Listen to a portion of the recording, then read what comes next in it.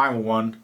In my back garden I have this drip irrigation system that I installed last year that I've used it for most of the summer season and it worked perfectly. However, each time when I wanted to turn it on, I needed to head out to the backyard and turn on the faucet that is placed under the garden tub. This is definitely not reachable at all, but I planned it to install it that way because at some point I wanted to make an automated system where I could control that tap from a remote system such as Home Assistant. There are plenty of commercially available systems that you can install on your garden with timers and control for the irrigation, but since I already have a smart system that controls my home with Home Assistant, I wanted to build a solution where I can integrate with that, and the commercial product costed quite a lot of money, so I decided to use a valve like this. This is an electric valve that's used in washing machines.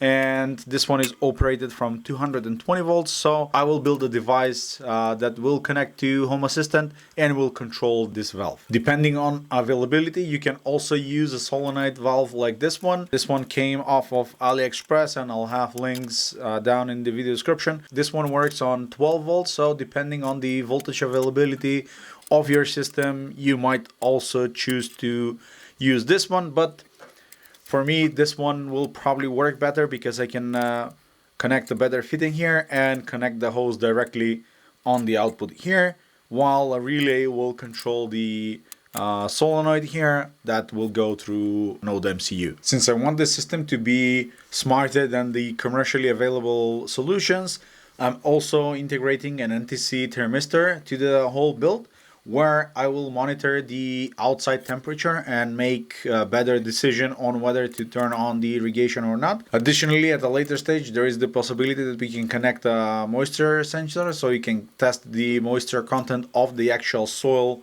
that will be irrigated. So I decided to build a solution. I have the Node MCU here, which has the NTC thermistor and a 10K resistor connected to the analog input, and on the other side I have NPN transistor with two resistors to control the 5-volt relay. The relay is being powered from the V-in, which will come from the input on the Node MCU, and that comes from a power brick, and the relay will then control this solenoid valve. Currently this is not plugged in. At the later stage, I will use a 5-volt power supply to provide power to the Node MCU and to the relay, and that will be also powered from the 220 volts coming in from the outside. And for the enclosure for the whole system, I will be using these electrical boxes that, if you've seen my other video there, I created special PCBs that fit inside. I've designed this PCB based on this paper template that I created to fit into the electrical box, and you can see it here that this works perfectly, and it also aligns with the mounting brackets that are inside the electrical box, so everything should fit snugly and nicely within the enclosure. I really need to thank PCBWay for providing such an awesome PCBs. You can check out the link in the video description and get $5 for your first order. So basically, you can also find the link to this PCB there, and you can get 10 PCBs for free if you register through the link in the video description. Thank you, PCBWay, and thank you for supporting my project. Now let's jump to the project so I can show you how the whole thing works before we can mount it to the PCB and figure out a way to mount it below the tap. So here's the circuit in action. I have the Node MCU powered off a power adapter that's plugged into the wall. Currently the AC is not turned on, so I can show you how this works and be safe for me on the bench. So if we jump to the computer, you can see that I have the device into Home Assistant. For those of you that don't know, Home Assistant is a tool that you can use to automate smart devices within your home, and also that through the help of ESPHome you can add your custom devices.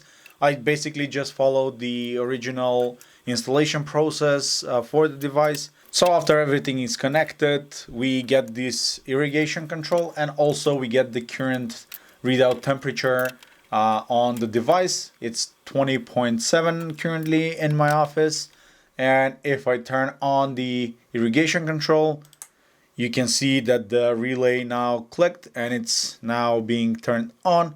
If I turn it off, then you can see that the relay goes off, and controlling the valve, that would also turn on the valve as well. Now let's plug it in so I can show you that as well. And I need to be extra careful now that we have 220 volts coming in. Because this is an AC valve, there will be a hum when I turn it on. You can probably hear that, and I'll turn it off now. So you can see that the relay actually triggers the valve, and that controls the flow of the water. Now, besides being able to manually control the relay from Home Assistant, what's really interesting is that we can actually create some automations where we can define the conditions under which the valve will be opened and the garden will be irrigated. Currently, I have two automation. The first one is just time triggered. So at 6:50 a.m. each morning, the Home Assistant service will trigger the relay, and by that will open the valve to irrigate the garden. This can be changed to any time that we want. And I also have another automation, which I think is the one that gives the whole setup the through power that it has. And this one is triggered when the irrigation is turned on. So you can see whenever the irrigation is turned on, we set a duration of 1 minute, and after that 1 minute we turn off the irrigation. So whenever I turn on the relay, the automation will be kicked in, and after 1 minute that relay will be turned off. Now that might sound like a bit excessive, but it's just for demonstration purposes. We can update that minute to be half an hour instead, or even 1 hour, depending on how much water the garden can take. And that could also be varied depending on the input that we have from the sensors, like the one for the temperature, or the one that we'll add later on for the humidity of the soil. So to demonstrate that automation working, I'll trigger manually the irrigation control. You can see that the relay is now on. We'll wait for 1 minute. Hopefully that's not too long to demo on camera with the setup on the desk. And after that 1 minute has passed, the relay should turn off automatically. I'll have my mouse outside, so I'll know I'm nowhere near the irrigation control button, and you can see hopefully any second now.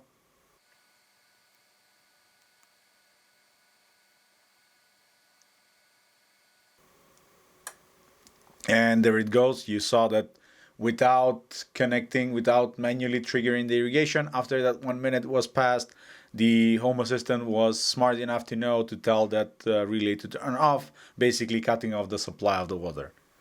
So with that being done, we basically have the working principle of the system. Now we need to find a way to mount everything within the enclosure and mount it to the tap outside. I'll probably have the valve outside with some protection around the 220 volts coming out from the relay, and that would probably come out from the electrical block outside as a separate connection, while everything else will be housed and protected inside the enclosure.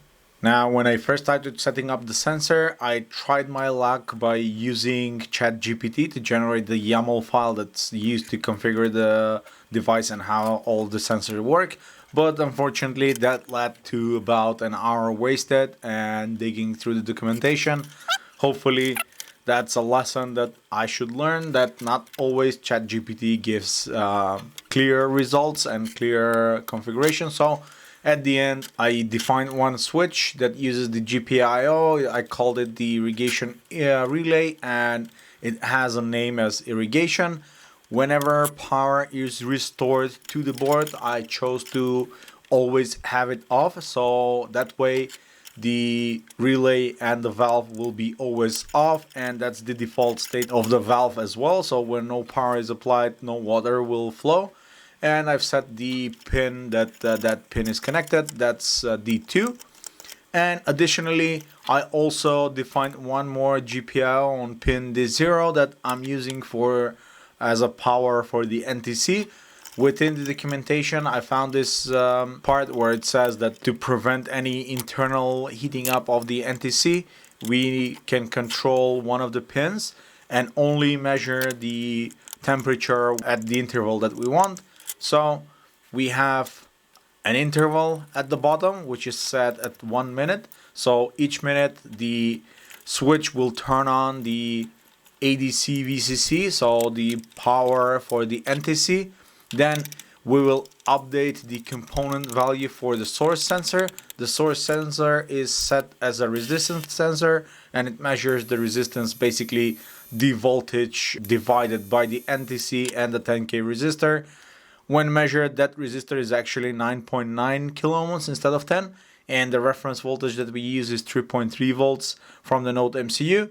That gave me some off values, so within the filters I've added a very small offset that basically offset the measured resistance, and based on that the value of the NTC sensor is calibrated to show the exact temperature based on an additional meter that I had while I was setting up this. So in your setup you probably will need to adjust these values. So for the resistor, the NTC that you have, and the offset to make it so it works with your NTC, because all of them are slightly different. So here is the finalized controller.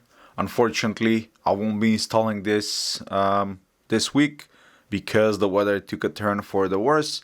Hopefully it should get better soon, but in a future video expect me to update you on the project and show you how I actually installed.